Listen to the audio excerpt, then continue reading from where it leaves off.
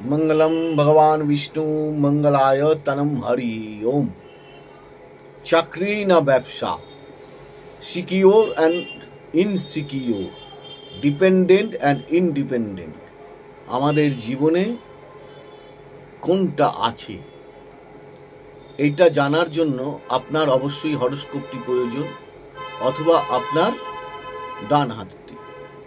তো আজকে যেটা বলবো সেটা ব্যবসার সম্বন্ধে বলবো। চাকরি একটা সিকিউর লাইফ, এখান থেকে অর্থ আসবে অবশ্যই, কেন ওটা সীমিত অর্থ। আর এটা বেসরকারির ক্ষেত্রে ইনসিকিউরও হতে পারে, অস্থায়ী, যে কোনো সময় যে কোনো মুহূর্তে কর্ম চলে যেতে পারে। তো যেহেতু আজকে কর্ম চলে যাওয়ার ব্যাপারটা আলোচনা করছি না, আজকে কর্মের ব্যাপারটাই নয়, আজকে হচ্ছে বিজনেস ব্যাপারটা। এবার এই ব্যবসাটা আপনি ঠিক করছিলেন, করতে করতে হঠাৎ বন্ধ হয়ে যাচ্ছে, বেচাকেনা কমে যাচ্ছে, তার কারণটা কি?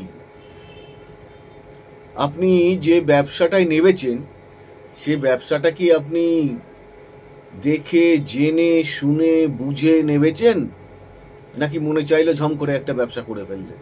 আপনার ছকে ওই ব্যবসাটা আছে তো? সাকসেস দেবে তো আপনাকে? লং টার্ম করাবে তো ব্যবসাটা? সেটা চিন্তা করেছেন?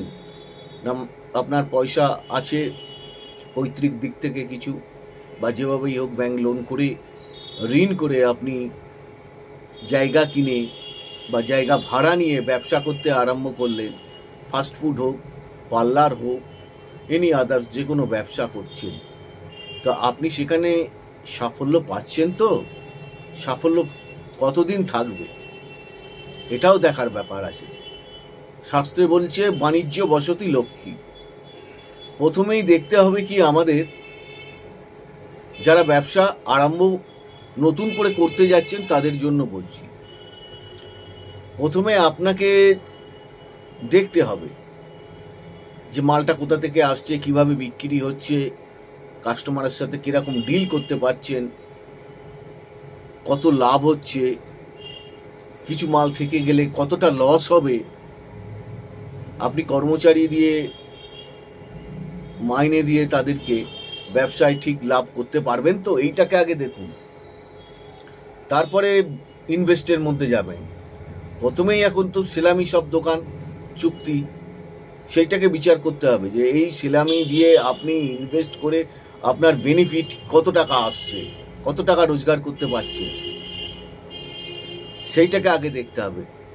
দেখুন, আমি অনুষ্ঠানটা আমার চেম্বারে বসেই করি, এই রেকর্ডিংগুলো আপনাদের জানানোর জন্য। আমি আমার নিজের মতন করে করি, তাতে অনেকের হয়তো খারাপ লাগতে পারে, অনেকের ভালোও লাগতে পারে। তো যাই হোক, যেহেতু ব্যবসা, আজকে ব্যবসা সম্বন্ধে, ব্যবসায় প্রথমে দেখতে হবে আপনার লগ্নপতি, তারপর দেখতে হবে আপনার হচ্ছে দ্বিতীয়পতি, সপ্তমপতি, নবম, দশম এবং একাদশ। এতগুলো ঘর চিন্তা করুন, এতগুলো ঘর যদি আপনার ভালো থাকে, এতগুলো ঘরে যদি আপনার শুভ গ্রহ বসে থাকে, বা ওই যে নক্ষত্রে বসে রয়েছে ওই নক্ষত্র অধিপতি যদি আপনার শুভ স্থানে থাকে, আপনি ওভারকাম করতে পারবেন, ভালো ব্যবসা করতে পারবেন, খারাপ সময় আসলেও সেটাকে টার্ন ওভার করতে পারবেন, বেরিয়ে আসতে পারবেন। এইবার মেন যে জিনিসটা, সেটা হচ্ছে যে আপনি একটা ব্যবসা করছেন, সেটা তো আর 1 বছর 1.5 বছরের জন্য না, লং টার্মের জন্য, লং রোটেশনের জন্য, যাতে ব্যবসাটা ধরে রাখতে পারে। এবং দেখবেন এক একজন এক একটা ব্যবসা করে, একটা ব্যবসা থেকে দুটো ব্যবসা, তিনটে ব্যবসা, বিভিন্ন ব্যবসার মধ্যে ঢুকে যায় এবং সেটাকে বাড়িয়ে চলে একটার পর একটা। দেখুন, ব্যবসা করতে গেলে প্রথমেই আমাদের ইচ্ছা শক্তিটাকে দেখতে হবে। এইটা কিন্তু থার্ড হাউস ইন্ডিকেশন করে, খুব ভালো করে বুঝুন জিনিসটা। থার্ড হাউস এবং ফিফথ হাউস, আপনার ইচ্ছা শক্তি, আপনি যে কাজটা জানেন কিনা, ফিফথ হাউস সেটাকে নির্ভর করে। আর এক একজনের ব্যবসা এক এক রকম, এক একটা ছকে এক একটা গ্রহের ব্যবসা এক এক রকম। আপনার অশুভ গ্রহের ব্যবসা যদি আপনি করে ফেলেন, ধরুন আপনার চন্দ্র অশুভ রয়েছে, আপনি জল জাতীয় কোনো ব্যবসা করতে গেলেন, ফাস্টফুডের কোনো ব্যবসা করতে গেলেন, আইসক্রিমের ব্যবসা করতে গেলেন, দুধের ব্যবসা করতে গেলেন, is not possible in your life gain. কখনোই আপনি গেন করতে পারবেন না আপনার জীবনে এই ব্যবসা করে।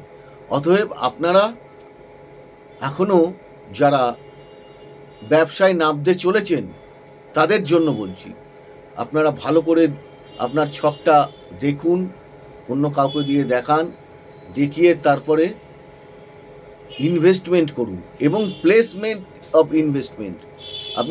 আমি কি বলছি কথাটা বুঝতে হবে, যে আপনি ভালো জায়গা দেখে বুঝে সুঝে তবেই কিন্তু আপনি সেইখানে ইনভেস্ট করতে পারেন, নচেত কিন্তু নয়।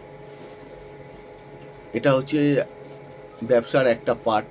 সেকেন্ড পার্ট আমি তৈরি করব। আপনারা যারা অনুষ্ঠানগুলো দেখছেন লাইক শেয়ার সাবস্ক্রাইব করুন, আর নিজেরা ভালো থাকার চেষ্টা করুন, অন্যকে শুভ বুদ্ধি দেন। আর ব্যবসা সংক্রান্ত ব্যাপারে আমি অনেকগুলো পাঠ করব, আপনারা দেখতে থাকুন। সকলে ভালো থাকুন। নমস্কার।